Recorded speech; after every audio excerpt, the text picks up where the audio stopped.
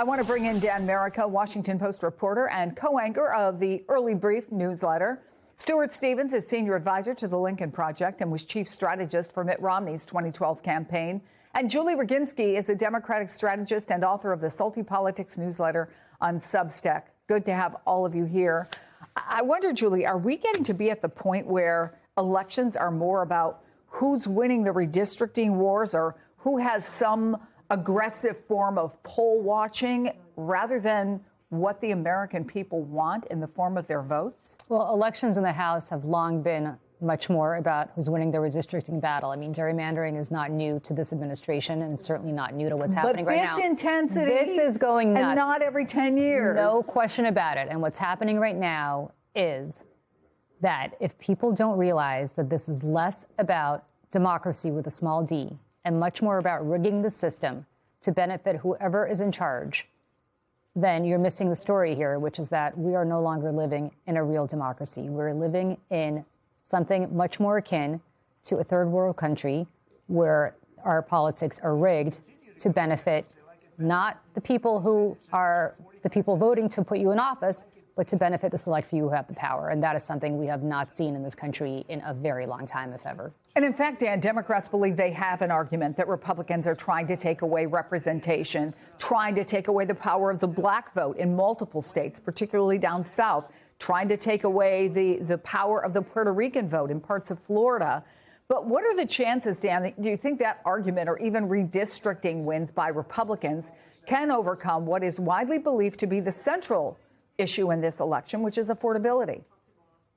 It'll be difficult. I think that Susan Page's column that you mentioned is absolutely correct. I think it's going to push a lot of voters into more districts that are more dominated by blue and red and deeper divides in Congress especially, and put a lot of pressure on these battleground districts, which there are fewer and fewer across the country. I mean, you're going to be paying attention to 30, maybe 40 districts in the midterms that are going to be highly, highly competitive, where you could see swings one way or the other.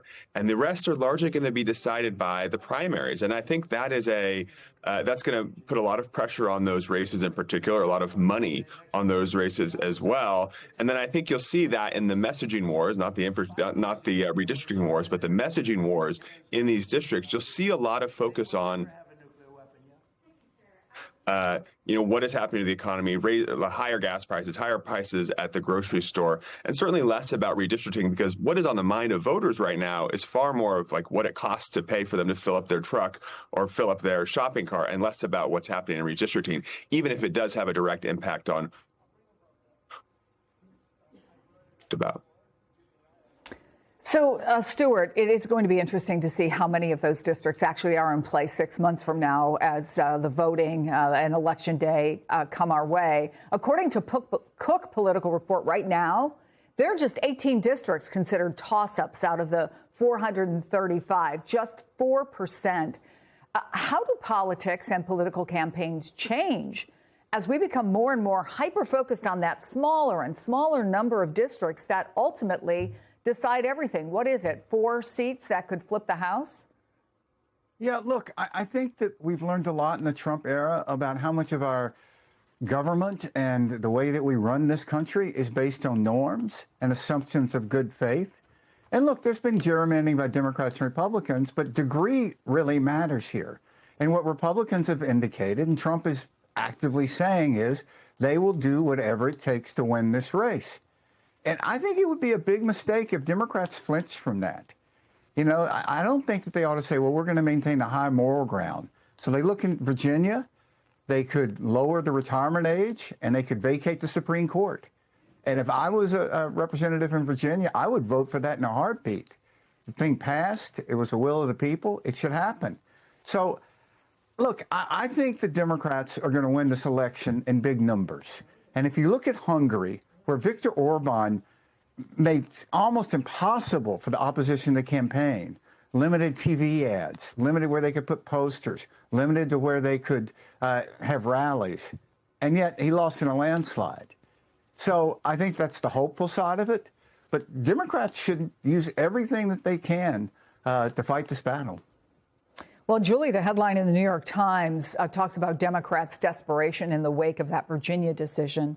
And according to people who took part on the call or were briefed about it, they at one point discussed an unusual gambit to replace the entire state Supreme Court with a goal of reinstating the map. Now, even people on the call realized that was far-fetched, but does it give you sort of an insight into just how worried they are about where this could be going? I don't think it's far-fetched, and I agree with Stuart entirely. I mean, look, Republicans have done everything possible that we used to think is far-fetched. They have rigged the system over and over and over and over again.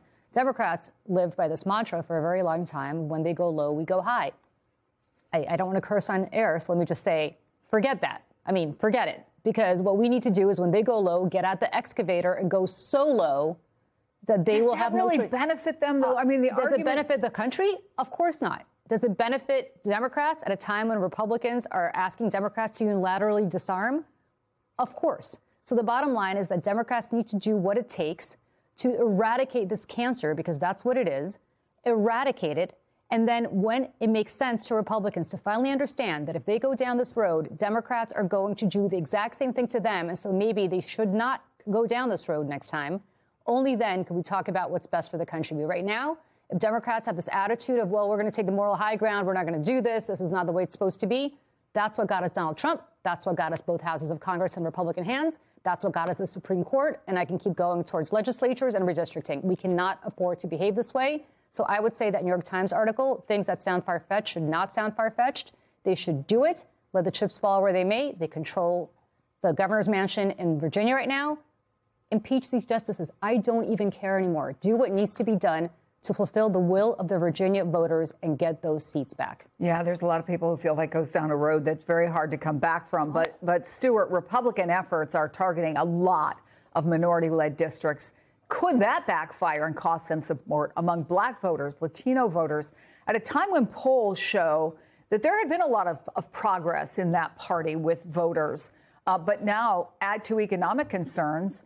What does it mean if you say to those folks who jumped ship from Democrats and voted for you that you're trying to disenfranchise them?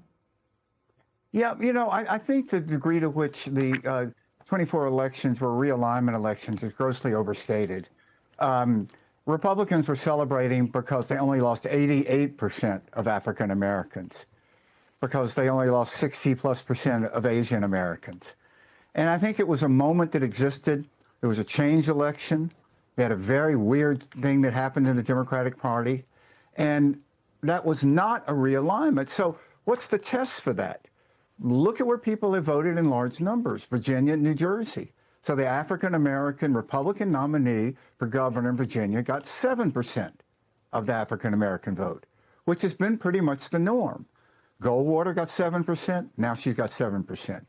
And I think with Hispanics, you can't exist in two worlds where you're going to satisfy your MAGA base by having this army of, heavily armed masked thugs chasing brown people around the country and shooting people who protest in the face, and say that you're for Hispanics.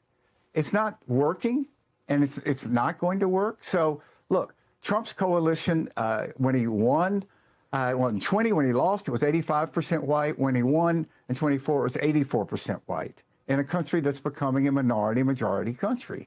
And that ultimately is what's driving all of this. Republicans know that the country is becoming a majority country, and all the Stephen Millers in the world can't stop that. So they are desperate to curate the vote to fight this tide, which is a tragedy because they should be trying to appeal to these voters. But it's something we failed at as Republicans and continue to fail at even greater degree. I wonder, Julie, if you think Democrats should be worried in the political sense and Americans maybe should be worried in the broader sense, democracy, about this election integrity army, as Trump calls it. Sure, because what Trump is trying to do is exactly what Stuart said, curate the vote to benefit himself. He's trying to disenfranchise anybody that he thinks is not going to vote Republican. And look, this is rigging the system, I keep saying, in ways that we do not see in healthy democracies. This is rigging the system as we saw in Hungary, as we see in Russia, as we see in other countries where the powers that be decide that they're going to allow who they want to allow to go vote. We also have a Supreme Court that unfortunately continues to allow this president to get away with murder in ways they would not allow if this were a Democratic president doing it, but the double standard continues to exist. So when we're done talking about the Virginia Supreme Court, we might want to talk about the United States Supreme Court, too. This goes back to what I was saying before. Should Democrats gain control back of both houses of Congress and the presidency in 2029, they need to stop thinking about the status quo as it used to exist. Donald Trump blew it up. The American people apparently rewarded him after he blew it up in 2016 by reelecting him again in 2024. Both sides need to understand that we're now at a place where the old status quo no longer exists. And the truth of the matter is, Democrats need to come to that realization quickly. They need a Project 2029 in ways that they have sat on their hands and not done yet. I have yet to see a Democrat running for president or thinking about running for president that is talking about the difficult things that need to be done that sound like heavens to Betsy. The New York Times editorial board may not like you for doing it or saying it. You've got to do it. Otherwise, you're going to continue to see what Donald Trump and the Republicans have been getting away with for the next decade, or if not longer.